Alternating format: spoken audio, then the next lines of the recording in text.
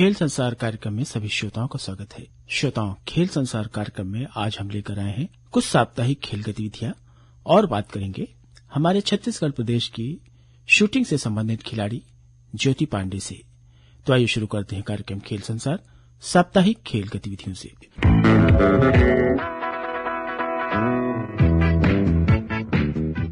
Royal Challengers Bengaluru ने IPL 2025 में लगातार दूसरी जीत दर्ज की है। शुक्रवार को टीम ने चेन्नई सुपर किंग्स को 50 रन से हरा दिया।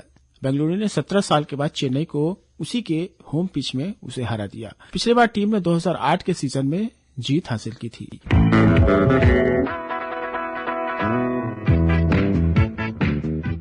सर्बिया के टेनिस खिलाड़ी नोवाक जोकोविच एटीपी मास्टर्स 1000 टूर्नामेंट के सेमीफाइनल में पहुंचने वाले सबसे उम्रदराज खिलाड़ी बन गए।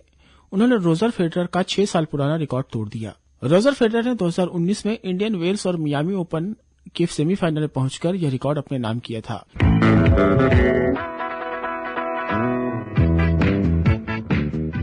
उनतीस सितंबर से आईसीसी वुमेन्स वर्ल्ड कप शुरू हो रहा है। इस बार इस मैच की मेजबानी भारत को मिली है। वुमेन्स वनडे वर्ल्ड कप में 8 टीमें हिस्सा लेंगी। इसमें मेजबान भारत समेत Australia, England, south Africa, New Zealand और श्रीलंका के खिलाड़ियों ने क्वालिफाई कर लिया है। वहीं 2 जगह के लिए 9 अप्रैल से पाकिस्तान में क्वालिफायर मुकाबले खेले जाने हैं। इसमें Pakistan, West Indies, Bangladesh, Ireland, Thailand और स्कॉटलैंड की टीमें शामिल हैं। क्वालिफायर टीम के नाम फाइनल होने के बाद ही सभी मैचों के शेड्यूल जारी होंगे।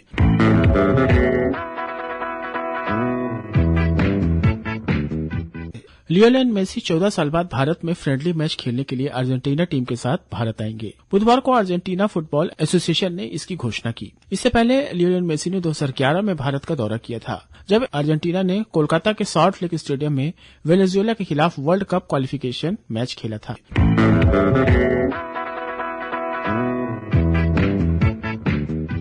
भारत की नंबर 1 स्क्वैश खिलाड़ी अनाहत सिंह ने शुक्रवार को हांगकांग की हेलेन टेंग को हराकर जेएसडब्ल्यू इंडियन ओपन का खिताब जीत लिया। 17 वर्षीय अनाहत ने यह लगातार छठा और कुल 11वां खिताब जीता है। उन्होंने अब 11-9, 11-5, 11-8 से जीत दर्ज की। इस जीत से अनाहत को 300 अंक मिले हैं। पुरुष सिंगल्स के फाइनल में भारत के अभय सिंह को मिस्र के करीम एल तोरके ने 1-3 से हरा दिया।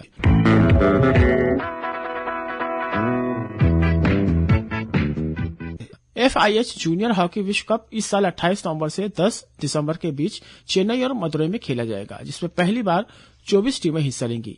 हॉकी इंडिया ने शुक्रवार को मेजबान शहरों की घोषणा की। भारत में इससे पहले 2016 में लखनऊ और 2021 में भुवनेश्वर में जूनियर पुरुष हॉकी विश्व कप आयोजित किया गया था। भारत ने 2016 में यह टूर्नामेंट जीता था।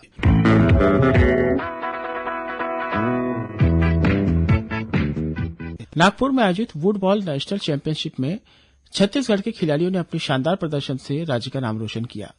23 से 26 मार्च तक चले इस प्रतियोगिता में छत्तीसगढ़ की टीम ने 3 गोल्ड, 4 सिल्वर और 6 ब्रॉन्ज मेडल जीते।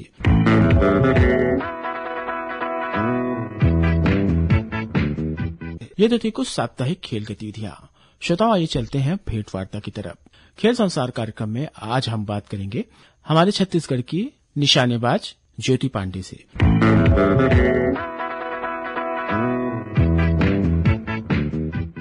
तो ज्योति पांडे जी, खेल संसार कार्यक्रम में आपको बहुत बहुत स्वागत है। धन्यवाद सर। तो ज्योति जी, सबसे पहले ये बताएं कि शूटिंग के खेल से आप कब से जुड़े हैं और अभी आपको शूटिंग करते हुए कितने समय हो गए हैं? सर, खेल से जुड़े वाली बात है तो 2019 से जुड़ी हूँ। मैं पहली बार वहां खेलने गई और 2019 में पहली बार मेरे 5 मेडल आए स्टेट चैंपियनशिप में। जी। उसके बाद से एक प्लेटफॉर्म मिलते गया, मैं करते गई और लगातार तब से अभी तक जुड़ी हुई हूँ। तो जैसा कि हम जान पा रहे हैं कि आप शूटिंग के खेल से भी जुड़ी हुई हैं और आप छत्तीसगढ़ पुलिस में भी सेवाएं देती हैं, तो क्या आपका कोई ऐसा बैकग्राउंड था जिससे आप शूटिंग की ओर आकर्षित हुई हैं? सर, मेरे पिताजी आर्मी में थे, मेरे चाचा जी आर्मी में थे। मैं इन्हीं चीजों से आकर्षित, पिस्टल राइफल से ही आकर्षित होती थी, तो लगाव था वहीं से। तो अभी देखा जाए तो आप लगभग 2019 से शूटिंग के खेल से जुड़ी हुई हैं। तो आप कितने राष्ट्रीय स्तर पर अभी तक शूटिंग के खेल इवेंट से भाग ले चुकी हैं और सबसे बेस्ट परफॉर्मेंस आपको कौन सा लगता है? लास्ट ईयर वुमेन्स स्पेशल हुआ है तमिलनाडु में।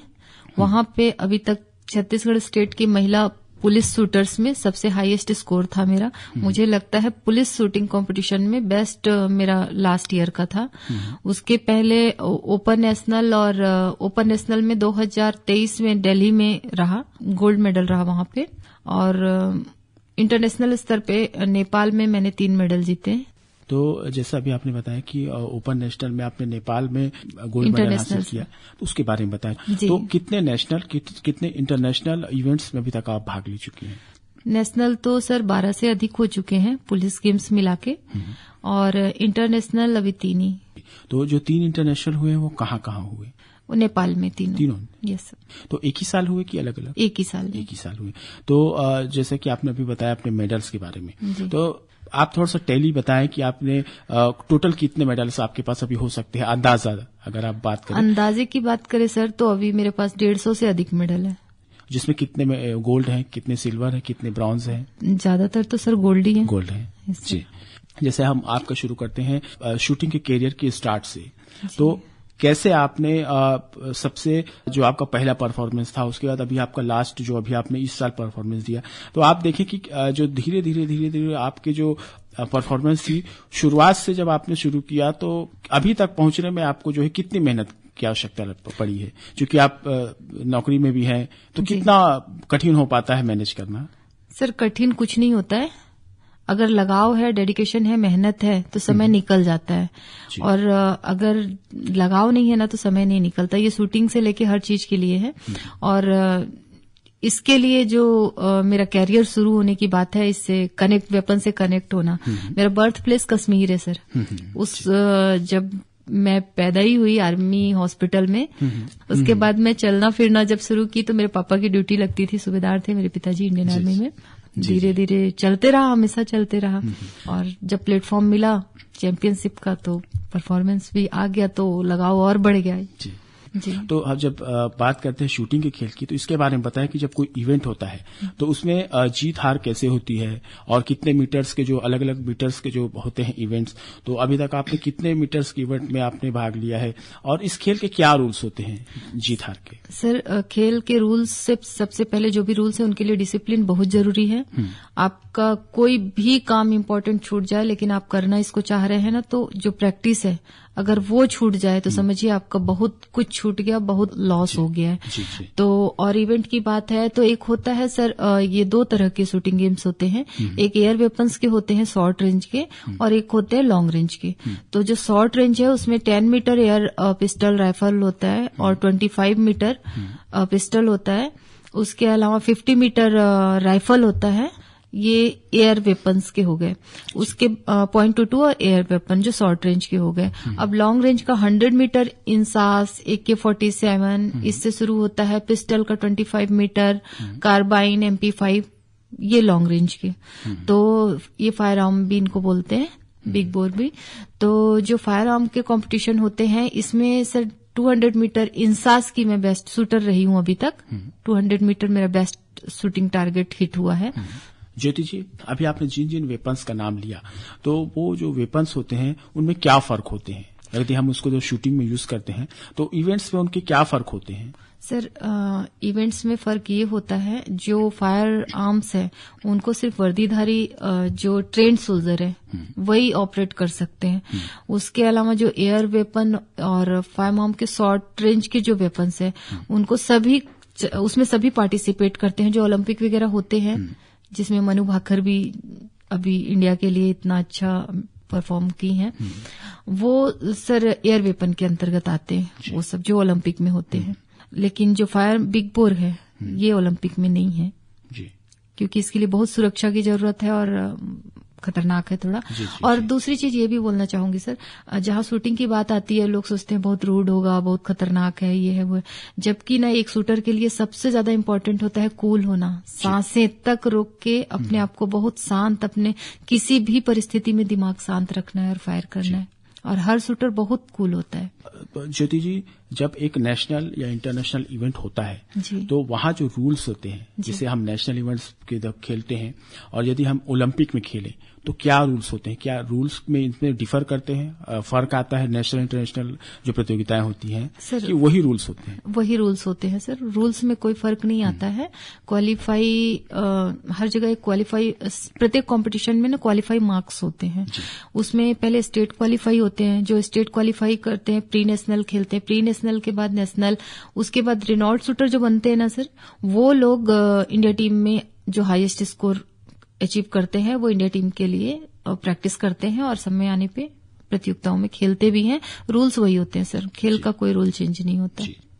ज्योति जी, आप पुलिस में भी सेवाएं देती हैं जी, और साथ में आप एक प्रोफेशनल शूटर भी हैं। Yes sir. तो इसमें अब जब हम देखते हैं एक महिला की जो भूमिका होती है, यस, क्योंकि एक महिला होती है उसे गृहस्थी भी चलानी होती है, जी, पुलिस विभाग में है जो एक बहुत बड़ा दायित्व है, जी, फिर उसी के साथ आप एक शूटर भी हैं। तो आप देखते हैं कि एक महिला के लिए ये कितना चैलेंजिंग होता है ये निभाना, घर से लेकर के अपने प्रोफेशनल कैरियर और साथ में शूटिंग को, और इसकी मैनेज करना कितना आपके लिए चैलेंजिंग होता है?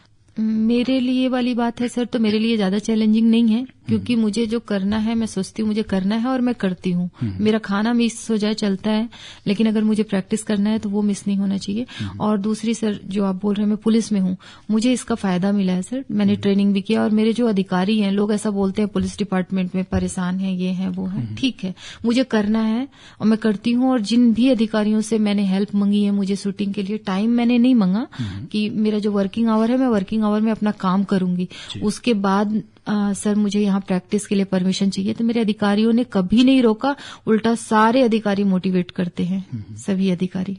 तो ज्योति जी, जब हम बात करते हैं महिला सशक्तिकरण की और बेटी बचाओ बेटी पढ़ाओ अभियान जैसे विषय की जब हम बात करते हैं, एक जो थीम जो लेकर के हम आगे बढ़ते हैं कि सशक्त महिला हो, तो आपको देख के ऐसा लगता है कि हम उस पर सार्थक हो रहे हैं, क्योंकि जब एक महिला जब देश की सेवा के पद पे रहती है और साथ में आप शूटिंग के खेल से भी जुड़ी हुई हैं, तो आपको देख करके हम उन आदर्श के रूप में आप प्रदर्शित करते हैं कि यदि आप कर सकती हैं तो और भी महिलाएं कर सकती हैं। जी सर। तो आप क्या कहना चाहेंगे उन महिलाओं को जो घर में रहती हैं, जो एक हाउसवाइफ भी हैं, जो एक प्रोफेशनल कैरियर में भी हो सकती हैं? सबसे महत्वपूर्ण है सबसे पहले खुद पे विश्वास करना, और जो घर में रहती हैं उनको सर न विश्वास दिलाना और उनके अंदर की ताकत को उनको खुद पहचानना होगा। जब तक वो पहचानेंगी नहीं वो निकलेंगी नहीं बाहर। और वो हर महिला कर सकती है काम को जो दृढ़ निश्चय के साथ आगे बढ़ती है, किसी भी फील्ड में, शूटिंग ही नहीं किसी भी फील्ड में अगर वो ठान लेंगी महिलाएं, पुरुषों की तुलना में उनका दृढ़ निश्चय अधिक मजबूत होता है। यदि वो आगे बढ़ती है तो वो बहुत आगे जा सकती हैं, लेकिन उनको वहां से निकलना, जो एक बोलते हैं ना मानसिक बंधन उन्होंने खुद बांध के रखा है, अपने दिमाग में बेड़ियां बांध के रखी हैं, उससे उनको बाहर होना होगा। और कुछ महिलाएं भी ये बताती हैं कि ये परंपरा है, हमको ऐसे रहना।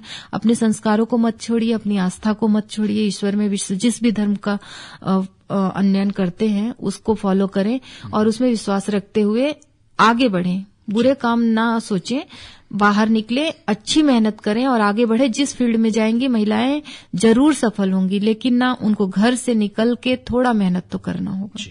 तो ज्योति जी, हम आपसे जानना चाहेंगे कि अभी हाल ही में आने वाले दिनों में कोई ऐसे इवेंट जहां आपको भाग लेने के लिए आमंत्रित किया गया हो, आप खेलने के लिए जाना हो सकता है, इसके बारे में बताएं। सर, हाल ही में मुझे खेलो इंडिया मास्टर्स का vice president of Chhattisgarh state body का बनाया गया है वहां दिल्ली से।